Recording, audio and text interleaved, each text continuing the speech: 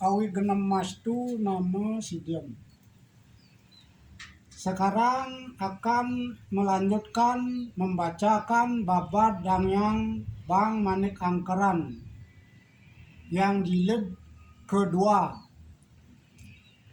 Diceritakan kembali putra Ide Dangyang Angsokanata atau Dangyang Empu dan Ular. Yang nomor 2 yakni Ide Empu Bekong atau Dangyang Sidi Mantre. Beliau bernama Empu Bekong karena beliau tidak bisa mempunyai putra. Kemudian beliau bergelar Dangyang Sidi Mantre. Disebabkan memang beliau pendeta atau bujangga yang sakti serta bijaksana. Beliau menjadi susunan sakti bujangga luweh, junjungan sakti pendeta yang bijaksana. Di kawasan Bali ini tatkala itu perihal gelar Ide Empu Bekong menjadi Dangyang Sidi Mantre akan diceritakan di bawah ini. Diceritakan Ide Empu Bekong berkeinginan untuk memiliki putra yang akan menjadi penerusnya kelak. Karena itu beliau melaksanakan upacara homa memuja Sang Hyang Brahma Kunda Wijaya. Karena kesaktian beliau dan karena permohonannya itu, beliau dianugerahi manik besar yang keluar dari api homa tersebut. Kemudian nampak keluar bayi dari tengah-tengah api pahoman itu. Anak itu kemudian diberi nama Ide Bang Manik Angkeran. Artinya bang dari merah warna api itu, manik dari manik mutu manikam yang menjadi anugerah. Dan angkeran dari keangkeran pemujaan sang pendeta yang demikian makbulnya. Demikianlah asal mulanya Ide Empu Bekong memiliki putra. Setelah beliau memiliki putra, sangat sukacita beliau Empu Bekong diperhatikan dan dimanja betul putra beliau. Setiap yang diinginkan putranya dipenuhi. Setelah Ide Bang Manik Angkeran menginjak remaja, mungkin diakibatkan oleh kehendak yang maha kuasa, agar supaya Ide Empu Bekong menemui ganjalan pikiran atau kesusahan. Ternyata kemudian putra beliau sehari-hari pekerjaannya hanya berjudi dan miat-miut, mengiang. Tidak pernah tinggal diam di rumah, selalu berada di tempat perjudian semata. Di mana saja ada perjudian, di sana Ide Bang Manik Angkeran bermalam. Diceritakan perjalanan beliau berjudi tidak pernah menang, selalu kalah saja, hingga habis milik ayahnya dipergunakan untuk berjudi. Yang membuat Empu Bekong duka cita, tiada lain karena putranya tidak pernah pulang ke griya. Itu menyebabkan resah gelisah perasaan beliau seraya pergi mencari putra beliau Ide Bang Manik Angkeran ke desa-desa. Setiap ada orang yang dijumpai di tengah jalan ditanyai oleh beliau apakah ada menemui putra beliau yang bernama Ide Bang Manik Angkeran. Namun semuanya mengatakan tidak pernah mengetahui dan menemuinya. Diceritakan konon sudah lama beliau mengembara mencari putra beliau itu, tidak juga dijumpai. Akhirnya tiba di kawasan Tohlangkir pengembaraan beliau. Setibanya di Tohlangkir di Gunung Agung, di sana beliau baru merasa lesu, lelah. Kemudian duduk seraya bersemadi, menyatukan pikiran beliau, memuja dewa, seraya membunyikan genta beliau yang bernama Ki Brahmara. Karena keutamaan puja mantra beliau diiringi dengan suara genta beliau Ki Brahmara yang demikian menakjubkan, menjadilah Geger keluar ide Sang Hyang Basuki seraya berkata, Empu Bekong yang datang, apa keinginan empu memuja saya? Segera katakan agar saya menjadi tahu. Berkatalah ide Empu Bekong, Singgih Paduka Sang Hyang, hamba memiliki anak seorang, tidak pernah sama sekali pulang. Sejak lama hamba mencarinya, namun belum juga ketemu. Maksud hamba agar senang hati pekulun Sang Hyang memberitahu keadaan sebenarnya, apakah dia masih hidup atau apakah dia sudah mati. Kalau misalnya dia masih hidup, agar supaya pekulun Sang Hyang sudi memberitahu di mana dia berada. Dengan sukacita Ide Betara Basuki berkata, empu, hendaknya empu jangan bersedih hati. Sebenarnya putra empu masih hidup berada di desa-desa, bermalam di sana. Sekarang saya yang akan menarik jiwa putra empu agar segera pulang kembali ke Dehe. Namun empu saya mintai sarinya susu lembu sebagai imbalan saya mengarad putra sang empu. Demikianlah wacana Ide Betara Nagaraja seraya mempersilahkan Ide Empu Bekong agar pulang ke rumahnya di Dehe. Singkat cerita, pulanglah Ide Empu memohon diri dan dari Tolangkir.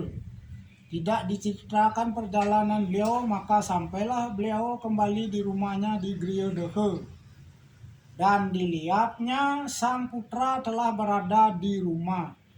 Itu sebabnya sangat sukacita beliau Empu Bekong seraya berkata, "Do putraku Sang Bang, dengarkan apa yang ayah katakan sekarang. Jangan lagi anak anda mengulangi perbuatan yang sudah-sudah.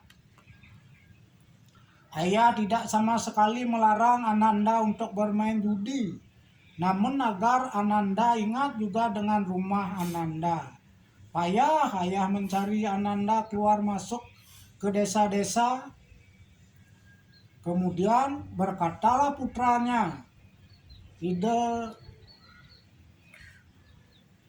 Bang Manik Angkeran, "Singgih Palungguh Empu, ayah hendaku, janganlah sekali-kali Palungguh Empu marah serta duka.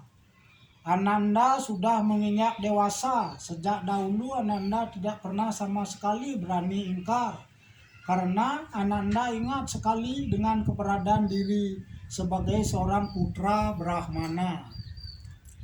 Demikian kata putranya Sang Bang Manik Angkeran. Setelah usai Empu Bekong memberikan nasihat kepada putranya, ingat beliau kepada permintaan Ide Betara Naga Basuki yang menginginkan susu lembu. Pada hari yang baik lengkap dengan gentanya, beliau melakukan perjalanan menuju Tolangkir. Sesampainya di Tolangkir, kemudian beliau mempersiapkan diri dan melakukan yoga semadi, memuja Ide Sang Hyang Nagaraja seraya membunyikan gente beliau. Karena kemakbulan weda mantra beliau memuja Ide Sang Hyang Nagaraja, segera Ide Betara keluar seraya bersabda, Empu Bekong datang. Apa keinginan sang empu datang lagi? Kemudian berkatalah Ide Empu Bekong, "Singgih Pakulun Sang Hyang, hamba menghadap pada Paduka Betara bermaksud mengaturkan sarinya susu sesuai dengan keinginan Sang Hyang. Anak hamba sudah ketemu ada di rumah." Tatkala didengarnya kata-kata Empu Bekong seperti itu, sangat sukacita perasaan Ide Betara Basuki seraya berganti rupa menjadi naga Raja Agung. Kemudian minum sarinya susu sampai beliau kenyang. Setelah beliau kenyang meminum susu lembu itu, seraya berbalik beliau mengeluarkan emas. Saat itu diminta Ide Empu Bekung agar mengambil emas itu. Singkat cerita, setelah beliau mengambil emas itu yang kemudian dibungkus sebesar kelapa besarnya, lalu beliau memohon diri kepada Ide Sangyang Basuke. Tidak diceritakan perjalanan Ide Empu Bekung, akhirnya tiba jugalah beliau di Griya Dehe, seraya membawa emas. Diketahuilah emas itu oleh putranya, Ide Bang Manik Angkeran, yang gencar bertanya meminta kepada ayahandanya agar diberitahu di mana memperoleh emas itu. Ide Empu Bekung sangat merahasiakan perihal keinginan beliau mendapatkan emas.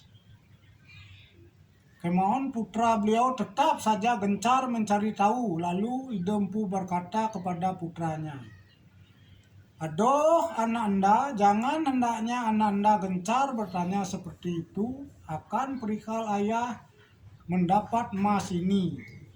Kalau ada keinginan Ananda untuk mengambil, ayahanda berikan." Walaupun demikian, kasih sayang beliau kepada putranya tetap saja yang sang Bang memohon kepada ayahandanya untuk diberitahu di mana memperoleh emas itu. Karena tidak sampai hati dan rasa kasih sayang yang amat sangat, lalu Ide Empu memberitahukan perihal beliau mendapatkan emas tersebut. Karena sekarang sudah memiliki emas, maka pergilah Ide Bang Manik Angkeran bermain judi. Mungkin memang sudah menjadi kehendak yang maha kuasa, sehari-harinya beliau selalu kalah berjudi. Akhirnya sampai 1 bulan habislah sudah emas yang diberikan ayahandanya dijual, dipakai modal di tempat perjudian. Karena keadaannya demikian, lalu beliau berpikir keras dan kemudian ingat beliau pada perjalanan ayahandanya mendapatkan emas itu yang merupakan anugerah dari Betara di Toh Langkir. Segera beliau pulang, tapi secara diam-diam agar tidak diketahui ayahandanya. Beliau bertolak menuju Toh Langkir seraya membawa susu lembu serta gente milik ayahandanya Ki Brahmara. Tidak diceritakan perjalanannya, sampailah beliau di Toh Langkir. Di depan gua lalu beliau duduk mengeningkan cipta, memuja dewa seraya membunyikan genta. Rupanya pemujian beliau yang kusuk serta diiringi dengan bunyi genta utama itu membuat gegarlah keluar Betara Naga Basuke dari gua itu seraya berkata, "Ah, siapa anda ini datang? Segera katakan." Segera Ide Bang Manik Angkeran menyembah, "Singgih padu ke Betara Sangyang. Hamba bernama Sang Bang Manik Angkeran. Hamba mengikuti jalan ayah